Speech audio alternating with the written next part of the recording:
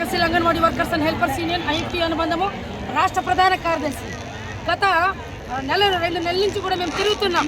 మొత్తం కూడా 3 సంఘాల ఆధ్వర్యంలో మాకు వేతనాలు పెంచాలని కుటుంబ ప్రభుత్వం వచ్చిన తర్వాత కానీ సమ్మె చేస్తాం అంటే ఈ నెల 10వ తేదీ మహాధర్నా చేపడుతున్నామని చెప్పి అధికారులకు ఆఫీసర్లకు అందరికీ కూడా చెప్పడం జరిగింది. కానీ ఇప్పుడు వేలాదిగా రాష్ట్రం నలుమూల నుండి వచ్చినటువంటి అంగన్వాడీ సోదరీమణులందరినీ కూడా కుటుంబ ప్రభుత్వం ఎక్కడికి నిర్బంధం చేయడం మీరు ఎంతవరకు న్యాయమని చెప్పి మేము ప్రశ్నిస్తున్నాము. వెంటనే మా యొక్క డిమాండ్స్ని కనీస వేతనాలు అమలు చేయాలి, 26 రూపాయలు పెంచాలి, మినీ అంగన్వాడీ సెంటర్ మెయిన్ చేయాలి, సంక్షేమ పథకాలు అమలు చేయాలి. అలాగే గ్రాట్యుటీ మీరు పెట్టినటువంటి గ్రాట్యుటీ సరైనది కాదు, అది రిటైర్మెంట్ బెనిఫిట్ ఎక్కువ తీసుకుని వచ్చి గ్రాట్యుటీలో చేస్తున్నారు.